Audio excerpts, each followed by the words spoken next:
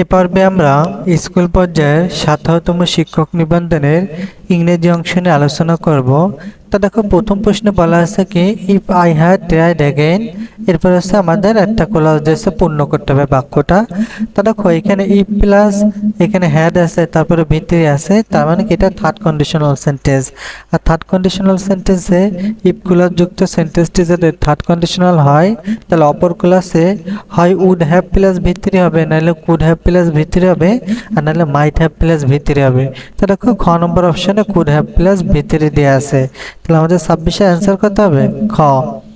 দেখো, 27 নম্বরে কি বলা, আজকাল নারীরা জীবনের সর্বক্ষেত্রে গুরুত্বপূর্ণ ভূমিকা পালন করছে। তাহলে আজকাল এই অর্থ হচ্ছে আমরা নাও এডেস ব্যবহার করি। তাহলে দেখো, হয় আমাদের খ হবে আর নাহলে আমাদের ঘ হবে। তা nowadays women are playing important role everywhere আমরা বসাই না, মনে রাখবা কি সর্বক্ষেত্রে মানে জীবনের সর্বক্ষেত্রের ক্ষেত্রে আমরা ব্যবহার করি কি in all sphere of life. আর ভূমিকা ইংরেজি কি রোল। তাহলে আমাদের 27-এ অ্যান্সার হবে কত ঘ। তাহলে nowadays women are playing important role in all sphere of life। তো দেখো, 28 নম্বর কি বলা আছে, I fancy I turn a টেফাইল প্লে। এখানে দেখো আমাদের কি হবে, তা মনে রাখবে কি যদি আই উইশ অথবা আই ফ্যান্সি থাকে, তাহলে এর পরে যদি ভার্ব আসে মানে সাবজেক্টের পরে যদি আমরা ভার্ব বসাই, তাহলে আমরা বি ভার্ব হিসেবে ওয়ার বসাবো। কিন্তু যদি বি ভার্ব না থাকে, এমনি জাস্ট হচ্ছে মূল ভার্ব থাকে, তখন ভার্বের হচ্ছে আমরা পাস্ট ফর্ম বসাবো বা ভিটু বসাবো। তাহলে দেখো এখানে টার্ন আছে, তাহলে আমাদের 28-এর অ্যান্সার হবে কত ক। 29 নম্বরে কি দেখো বলা আছে, হি ফেল ড্যাশ এ ট্র্যাপ। তা মনে রাখবে কি ফল ইন্টু মানে কি পতিত হওয়া বা আটকে পড়া। তারা ট্র্যাপ মানে কি ফাঁদে, তার মানে সে একটা ফাঁদে আটকে পড়লো। তাহলে 29-এ অ্যান্সার হবে কত আমাদের গ। দেখো, 30 নম্বরে কি বলা আছে, I would rather die dash কি হবে, তাহলে ডাই দেন বেগ হবে। তো দেখো এখানে উড আছে না, আমরা জানি কি মডাল ভার্বের পরে সর্বদেশে ভার্বের বেস ফর্ম বসে, তো এখানে কলম বেগে হবে। তো দেখো 30-এ অ্যান্সার হবে কত আমাদের খ। তার মানে এইভাবে তুমি মনে রাখতে পারো, উড রেদারের পরে হচ্ছে দেন বসবে, তারপর হচ্ছে ভার্বের বেস ফর্ম বসবে। তাহলে 30-এ অ্যান্সার কত আমাদের খ। দেখো 31 নম্বরে কি বলা আছে, the prince has no ambition dash the throne. তো অ্যাম্বিশনের পরে ফর বসে, অ্যাম্বিশন ফর মানে কি আকাঙ্ক্ষা করা। তো দেখো এরপরেরটাই কি দেয়া আছে, 32 নম্বর বলা আছে কি, which is the noun of the word wise. ওয়াইসের হচ্ছে নাউন ফর্ম আমাদের বের করতে হবে। তো দেখো এখানে ওয়াইসের নাউন ফর্ম হবে হচ্ছে আমাদের ওয়াইসডম। তাহলে আমাদের অ্যান্সার হবে কত খ। এখানে দেখো ওয়াইস, ওয়াইস মানে কি জ্ঞানী, সেটা কিন্তু আমাদের অ্যাডজেক্টিভ। এখানে ওয়াইস হলে এটা অ্যাডভার্ব হতে পারে, আর উইসটা হবে না। তো দেখো 33 নম্বরে কি দেয়া আছে, আপস অ্যান্ড ডাউনস মিনস। তা দেখো আপস অ্যান্ড ডাউনস মানে কি উত্থান পাতান। তাহলে আমাদের দেখো এখানে থ্রোলি মানে কি মধ্য দিয়ে, এটা হবে না। উত্থান পাতান ইংরেজি আছে রাইস অ্যান্ড ফল। তাহলে আমাদের 33-এ অ্যান্সার হবে কত ঘ। দেখো 34-এ কি বলা, the verb form of strong is, মানে স্ট্রং এর ভার্ব আমাদের বের করা লাগবে। স্ট্রং মানে কি শক্তিশালী, তাহলে এটা কি অ্যাডজেক্টিভ, এর ভার্ব কি হবে সেটা আমাকে দেখা লাগবে। তা দেখো ক নম্বর অপশন দিয়েছে কি স্ট্রেংথ। স্ট্রেংথ এটা করলাম আমাদের ভার্ব না, এটা হচ্ছে আমাদের নাউন। তারপর দেখো খ নম্বরে কি বলা, স্ট্রং, এটা তো অ্যাডজেক্টিভ। এখান থেকে স্ট্রেংথেন, এখানে ইএন যুক্ত আছে না, তার মানে এটা হচ্ছে শক্তিশালী করা, তার মানে এটা কিন্তু আমাদের ভার্ব। তাহলে 34-এ অ্যান্সার হবে কত গ। স্ট্রঙ্গারটা আমাদের হবে না। দেখো 35 নম্বর কি দেয়া আছে, ড্যাশ বেস্ট কম্পানিয়নস ইন ফিফ।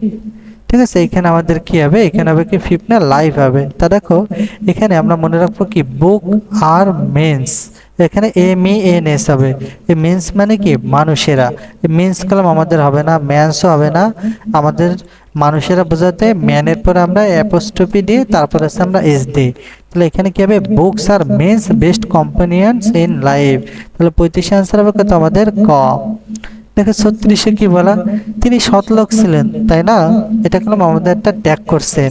তাহলে ট্যাগ করছেন যেহেতু অক্সিলারি ভার্ব আছে, তাহলে আমাদের কি অক্সিলারি ভার্ব ফার্স্টে আমরা নিয়ে আসবো। তা দেখো ওয়াজ, আর যেহেতু হ্যাবোধক আছে তাহলে নট আনবো আমরা, কারণ হ্যাবোধক হলে আমরা না বোধক করবো। তাহলে ওয়াজেন্ট হয়ে যাবে আমাদের 36-এ অ্যান্সার করতে হবে ঘ।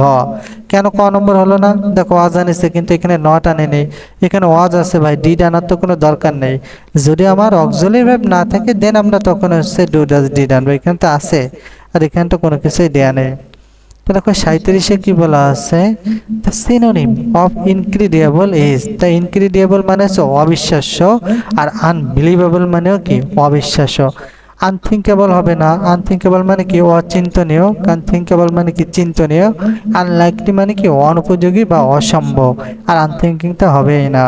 তো দেখো এরপরে 38-এ কি বলা আছে, দি antonym of honorary is, honorary মানে কি অবৈতনিক বা সম্মানীয়।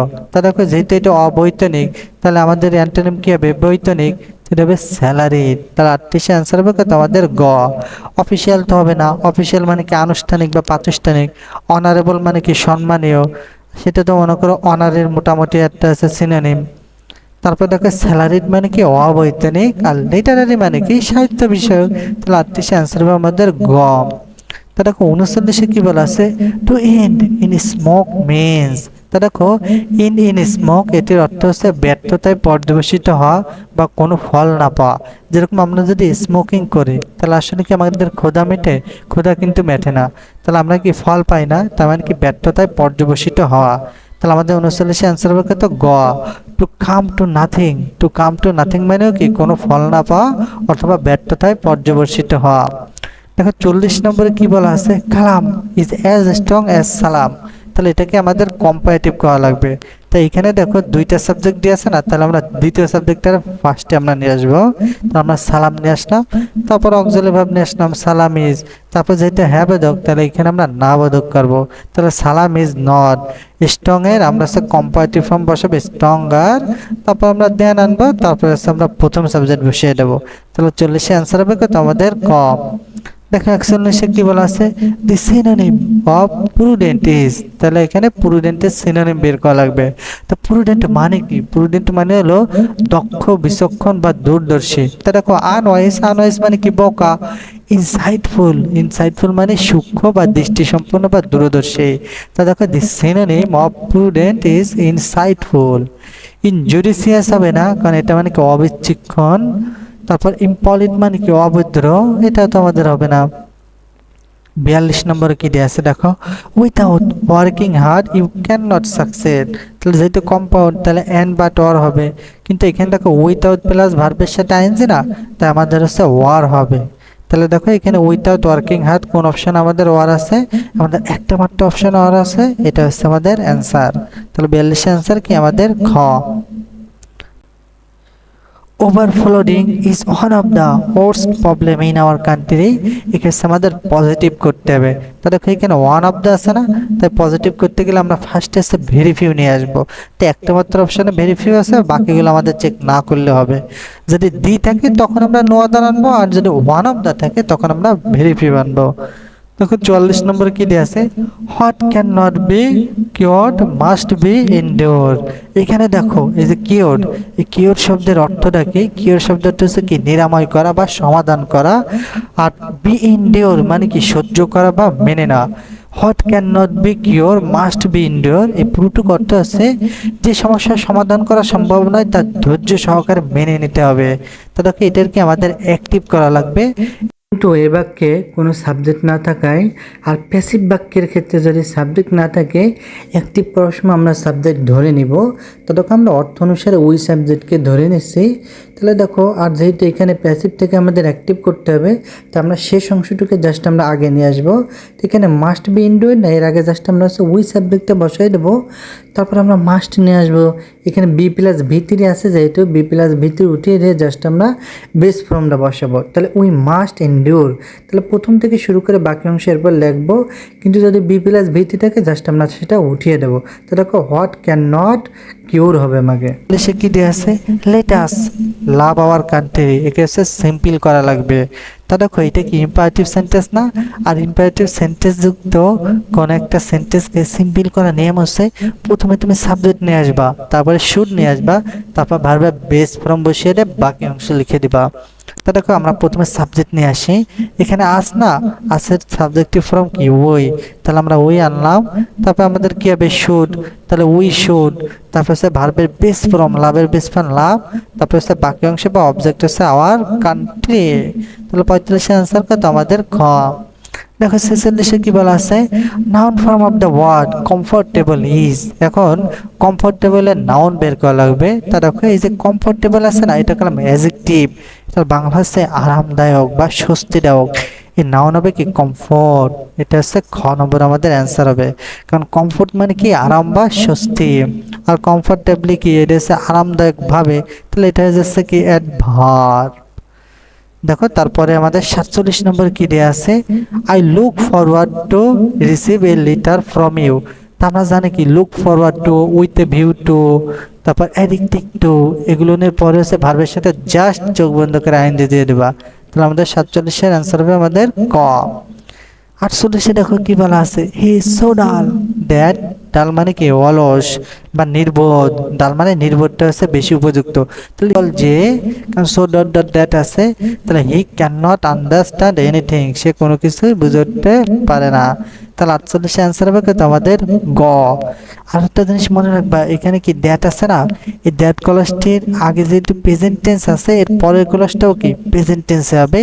এই জন্য আমরা বলেছি হি ক্যান নট আন্ডারস্ট্যান্ড এনিথিং, এখানে কলম হি কুড নট হবে না।